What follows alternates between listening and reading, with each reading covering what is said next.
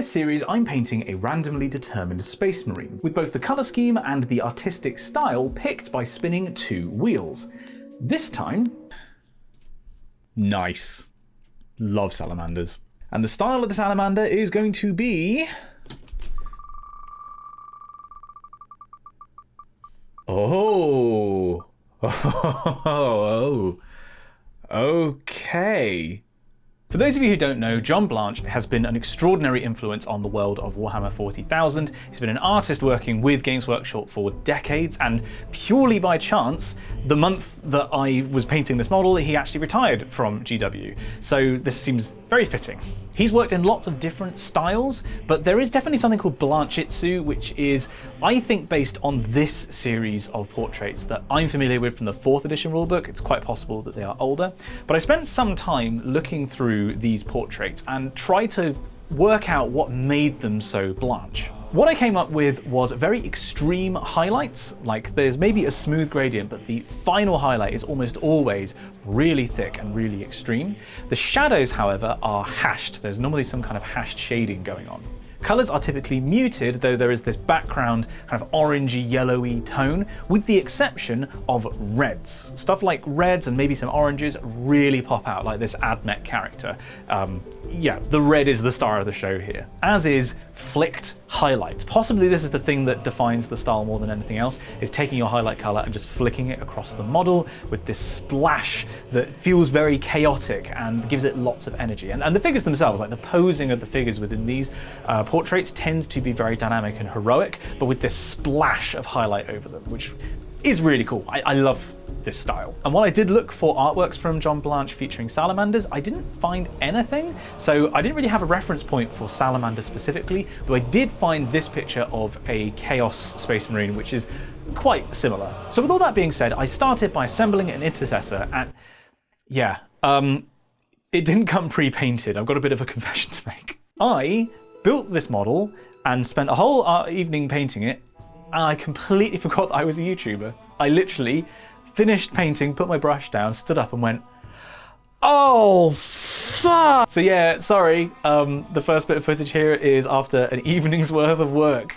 I'm just a big dum-dum. Sorry. I assembled the model in quite a heroic pose with lots of purity seals. I wanted there to be lots that indicated movement on this, so the purity seals were blowing in the wind. And they were also going to be key, I think, for getting those splashes of red in there. I also base coated the model in a relatively saturated green and then gave a zenithal highlight of a less saturated green for that smooth initial gradient, and then hit the model with a nadiral orangey browny kind of tone, which at this point was meant to just represent the kind of yellowy tones that Blanche typically had in his portraits, but later would actually work really well with the base. So with that off-camera work being done, I then added a scratchy highlight to the top of the model. This was very much a zenithal highlight. I wasn't trying to hide brushstrokes here, I was actually trying to accentuate the fact that this was applied by brushstrokes. I did it in 2 layers, so there was one really quite desaturated green, and then another even brighter, even less saturated green, with a little bit of bleach bone popped in there. Sorry, not bleach bone, what's the modern colour? It's flayed one flesh. It's still bleach bone and codex grey and bulk gunmetal to me. I'm sorry, I'm an old school painter. I then added in hashing to the shadows, which was just patience and black ink and marking in tiny little lines using a detail brush. The leathers were done in a very desaturated, kind of low contrasty kind of way. They weren't the stars of the shows, they just need to be filled in a way that slightly distinguishes them from the armor. Though I did, it put a tiny bit of green into the browns that I used here, which I think was XV88 and then diluted down and darkened down with some black, and yeah, a little bit of Dark Angel's green added in just to try and tie the whole model together. This is something that Ninja has talked about in one of his videos. I did the same trick for the metals, both the bolt gun, or the silvers, and the gold of the chest aquila had a little bit of green put in them, and I did them in non-metallic metals, mostly because I'm just trying to get practice doing it, and it's kind of a habit at this point, but also I felt like that added to the painterly aesthetic of the model. It was just a little bit different, and this was something I could do with quite high contrast. There are a few other bits and bobs here, like the helmet lenses and the purity seals, which I painted with Evil Sunz Scarlet and then glazed with a red ink to make them really saturated and really pop out from the rest of the model. And then it came to the freehand. Freehand is a really big part of Blanche's style. If you actually see some of his miniatures, there's normally loads of freehand on them. And I thought because this was a salamander, the perfect thing to freehand would be flames. So his bolter, rather than being just the boring black, I thought I would do a Offspring-esque flame pattern on. And I did the same thing with the bottom of his leg. I could have taken the highlight up a little bit higher here, but I didn't want the flames to overpower the rest of the model. Like, I didn't want that to be the brightest thing. I wanted the eye to be drawn to the highlight zenithally on the armor. So maybe a mistake in retrospect, but I'm happy with how it came out. But having done all the freehand, it was the really scary step, because you have to flick that highlight color, and having just meticulously prepared several sections of the model and lavishing lots of layers on it, yeah, I just had to load up my brush with my highlight color from the top of the armor, dilute it down, and then just flick. And I only did it like 3 or 4 times, I think. That was enough, and there are a few areas where there's maybe a bit too much of it, but I think it was just the right like dash of blanchiness that suddenly pumped the model up and made it really like work. After that, I just had to do the markings on the pauldrons, one of which was another bit of freehand. I'm not actually sure what to call that, but it's like the tactical marking, I guess. And the other was the Salamander chapter symbol, which was just a decal with microstyle and microset. And then I popped him on a base, which was a magma base, a technique stolen from my friend David. He uses eggshells glued to the base. And then this was an opportunity for me to get a bit of airbrush work done. So I made it look like it was glowing as much as possible with a, first of all, white ink and then orange ink over the top of it, and then going in with a white highlight just where the magma meets the sort of the rock that's floating on top of it. To account for the light coming off of the magma base, I then gave a second nadiral airbrushing of orange ink just to color the bottom of the armor. An unfortunate side effect of this was that the flames on the lower leg got a little bit washed out.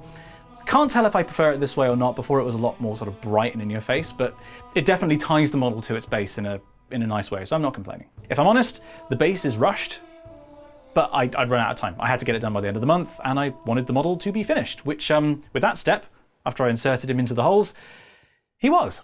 I'm really happy with the outcome of this. I think he might be my favorite of all the random Astartes so far, and I definitely think it looks like a John Blanche miniature. Like, it's not as extreme as the artwork, but that's because we're limited by the style. Maybe if I had a background or something I could put him on, maybe it would look even more like John Blanche. But this is a very different style than I'm used to painting. As I've said in previous videos, I'm normally a very neat, in the lines kind of painter, very heavy metal-ish kind of inspired. So this was a radical departure for me that I really enjoyed. I enjoyed it being a little bit sloppier and being a bit bold with some of the steps, like the freehand and like with the flicking. It's not necessarily something that I'm going to fold into my painting a lot going forwards, but it was really nice to flex my muscles in that direction. Also, the base was a good opportunity for me to get some quality time with the fine airbrush, though I still hate this thing. My wife caught me painting this with the airbrush at like 10 o'clock at night, and she was like, "Really? You airbrushing now? You're going to make yourself angry before bed?" But yeah, I'm happy with the outcome. I've got some good airbrush time in. I pushed myself on some techniques. This was definitely about 10, 15 hours well spent. It also showcased how apparently I've been missing painting just for me, and making this series has been really good to push me and keep me painting every month. But yeah, apparently I've missed just painting for the hell of it. So next month I'm going to paint another random Space Marine, but I'm also going to paint something just for me. But speaking of that random Space Marine, I've got to find out what random Legion I'm going to be painting and in what style. Next month I'm going to be painting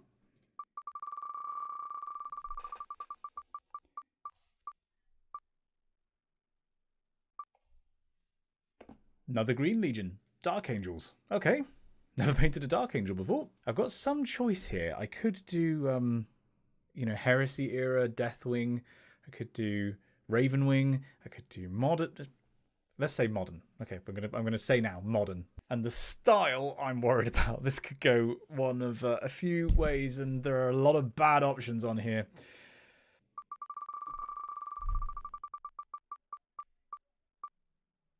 All right, I've always wanted to do this. Well, at least I've got plenty of reference pictures.